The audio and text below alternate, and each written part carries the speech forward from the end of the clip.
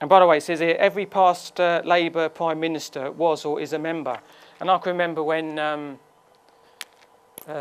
Gordon Brown was Prime Minister, it was on the news. He actually went to the Fabian Society in London 3 times. He was actually on the 6 o'clock news. So Christianity is under attack. And one way to destroy Christianity, true Christianity, is to bring about a false gospel, a false Jesus, and a false hope. And this is one way they're doing it, well, I believe they're doing it.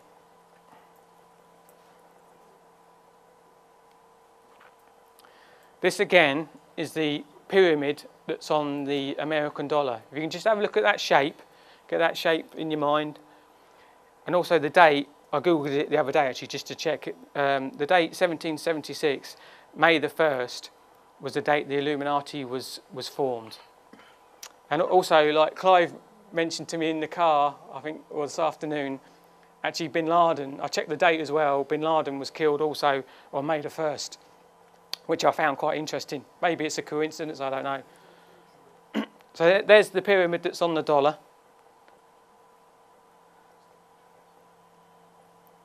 That is a monument to the founder of the Jehovah's Witnesses, the Watchtower and Bible Tract Society.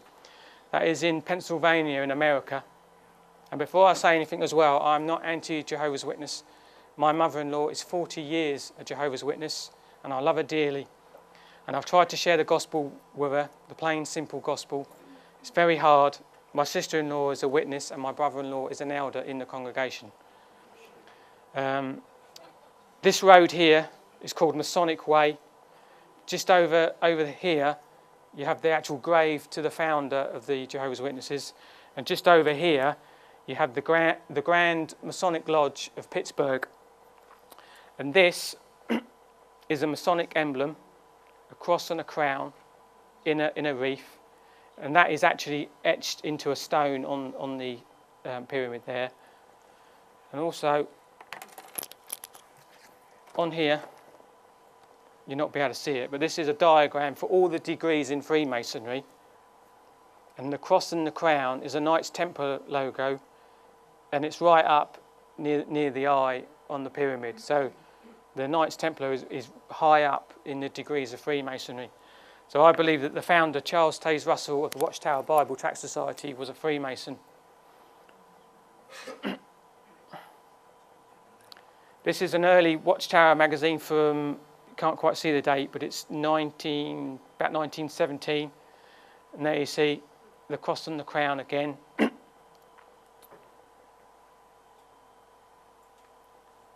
Now, last year, funny thing to do when you're on holiday, but last year, me and my wife, we went to Whitby for our holiday for a week. And on the main road was this Kingdom Hall of Jehovah's Witnesses at Whitby in North Yorkshire. And this one particular morning, I went out to a car boot, and I thought, I'll just nip in this Jehovah's Witness meeting, because I've been to a few. And I thought, just have a listen for half an hour. And as I came out of this very nice building, looks very nice, I just happened to gaze down at this mosaic floor in the doorway. So, and this is what I saw. And I went back and got my camera. Wow. Is that an eye in a triangle? You decide. There was 2 of these.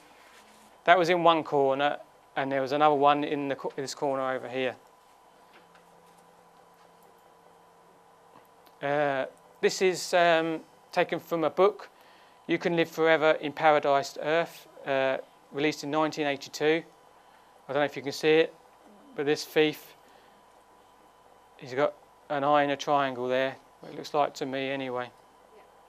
And also, I've just put a reminder there for Harry Potter, because earlier this year, or at Christmas time, I was just at home and I saw the trailer for the new Harry Potter film, The Deathly Hallows, and there's a character in here, I've never seen the film, so I don't know, but there's a character in here, and he was actually twiddling with a piece of jewellery that was just like that, in a triangle shape with a circle in the middle. And I thought, what connection is there between Harry Potter and the Watchtower Society. To me, there's only one, and that is the occult. So, next one. I've actually been to this place. This is the Assembly Hall of Jehovah's Witnesses at Hellerby in South Yorkshire. I've been there a couple of times, and the first time I went about 4 years ago, I remembered that I saw this giving box, and I thought to myself, that's in a bit of a funny shape. So I went back earlier this year, and I got a picture of it. I mean, to me, it looks a bit pyramid shape. I mean, I've seen collection boxes in the shape of a boy and a lifeboat and a dog, but never that shape. What would it look like if it maybe had a capstone? Maybe I'm taking it too far, I don't know, but you decide. I went on eBay looking at some Watchtower stuff. One world, one government. And this was released in 1944. And here you can see, like, these are like Americans. You've got an American Indian, you've got Mexican, maybe from China, European. You've got an Arab there, look, Dutch. And you've got all these people, they're all coming together for centralisation again. Everything's being they're all being drawn back in to a one world, to a one government. And also with Watchtower stuff. I'm not going to flog it too much with them. Watchtower 1997, what hope for world unity? Watchtower January of this year, what is the good news? Mankind needs good government. We don't need a good government, we need our sins forgiven. That is not the good news of the Bible. The good news of the Bible is the birth, death and resurrection of Jesus Christ. When Jehovah's Witnesses knock on your door, and they will, that is the message they're bringing about a good government. This is a video from 1954, the New World Society in Action. And funny enough, it goes on blah, blah, blah. Beginning on May the 1st, it will be shown on Saturday night. There's May the 1st again. Maybe that's a bit of a coincidence. I don't know. You can make your own mind up. And also in this film, a lot of it is in black and white. But you see them like working like slaves, because a Jehovah's Witness is not a son or a saint. They're a slave to an organisation. And basically the Watchtower provides everything for them in this film. All their food, all their clothing, all their reading literature, everything they could possibly need, the Watchtower organisation provides for them. Just like the Eloi and the Morlocks. The new world, a united world, is it possible? A new world that satisfies all about a utopia, you see. Is a new world near? A global garden? World unity, not just a dream. In fact, there's a quote in here. Quickly read it to you. For the first time since World War II, the international community is united. The world can therefore seize this opportunity to fulfill a long-held promise of a new world order. It's actually in their book, and that's a quote from George Bush. And also in this article, goes on about how nationalism is a problem to bring about world unity, which is exactly what the New World Order gang need to get rid of, and about individual countries having sovereignty. That's a problem as well, which also, I haven't got any slides for that tonight, but it's the same MO. What is needed? The only way the world will become united is by having a one world authority. But it's not the authority of the God of the Bible, because the Jesus of the Watchtower is Michael the Archangel. And in this Watchtower from last year, a letter from the reader. Is Jesus the Archangel Michael? Put quite simply, the answer is yes. And you see, Jesus is not Michael the Archangel. Jesus Christ is God in the flesh. Amen. And anybody that comes to you that says that Jesus is a prophet, he was just a good man, or he's Michael the Archangel, or he's the brother of Lucifer, is not a true believer to me. But anyway. And also their Bible, funny enough, is called the New World Translation. Everything's New World to them. And basically, pretty much all the scriptures that point to the deity of Jesus Christ have been changed in this Bible. But you can still prove that Jesus is God from their own Bible, if you can get them to listen.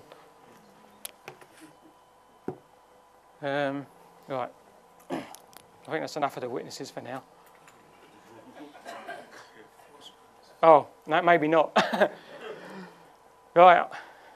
I'm getting into all my clippings now. From 2006, school books that take Christ out of the Christian calendar. Anno Domini, in the year of our Lord, is becoming known as the Common Era, or CE. Meanwhile, BC, before Christ, is transformed into before the Common Era, or BCE.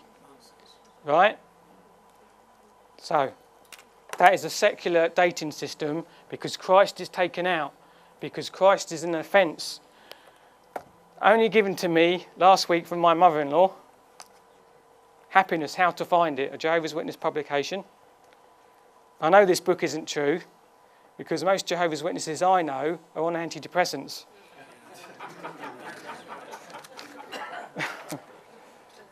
In connection with dates, the abbreviation BCE means before the Common Era and CE means of the Common Era. Now, why would a so-called Christian organisation be using a secular dating system?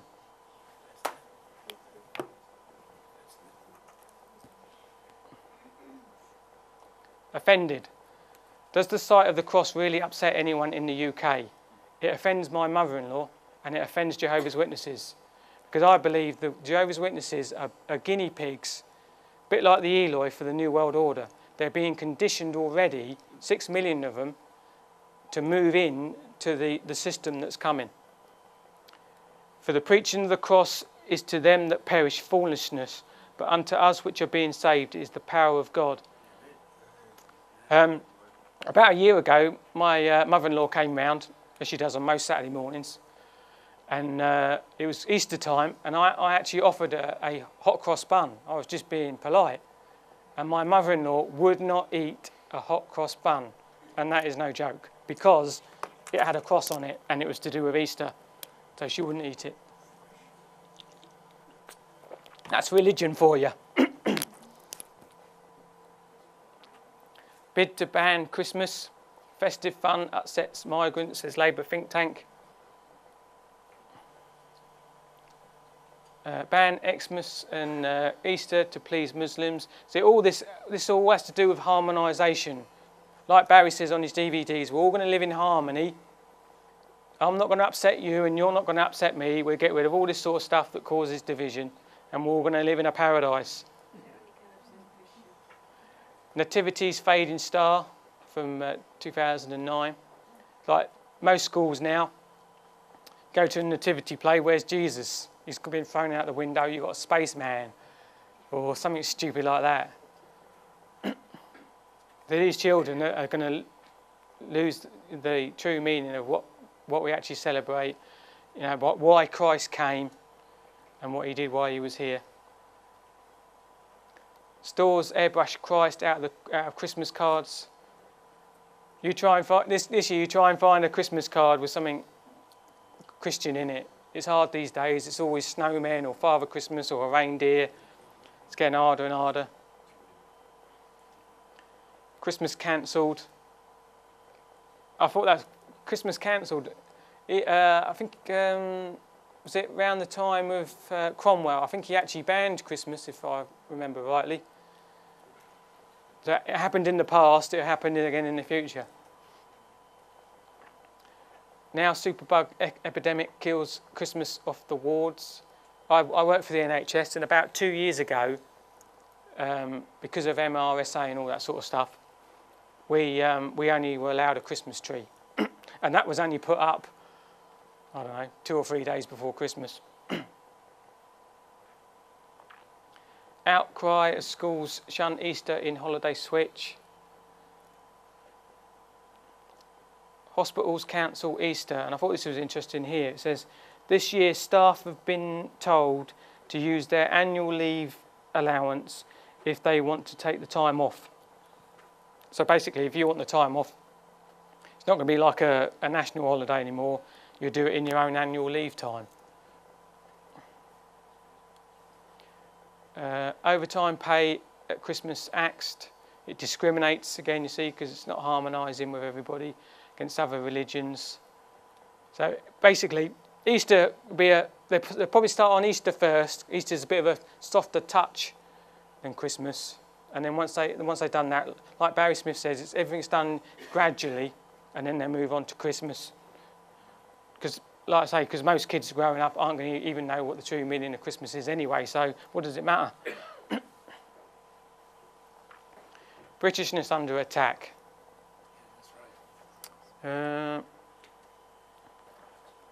Anger over ID cards that fail to look British. You're European now, you know. Flag of surrender. EU banner is put on a legal par with Union Jack and Cross of St. George. You'll see more of this one and less of that. Citizenship lessons. I bet the children in this school are taught about citizenship, not about being British. You know, you're just a citizen now of the world. British, a dirty word to equality chiefs. I mean, all these cuttings I've got like thousands of them. I've just put so many of them in this presentation, so you get an idea. Brussels plot to wipe Britain off the map. Can't quite see what I've highlighted there, but it must have been interesting. Taxi driver told to drop patriotic sign because it's racist. And he's got on there, British by birth, English by the grace of God. So that must have been an offence, that part, the grace of God. I've got another clipping as well where the Cross of St. George, the council banned taxi drivers from showing that. Smoking and drinking. The government or the powers that be don't care about your lungs at all. It's not about making you feel better, it's about controlling the population.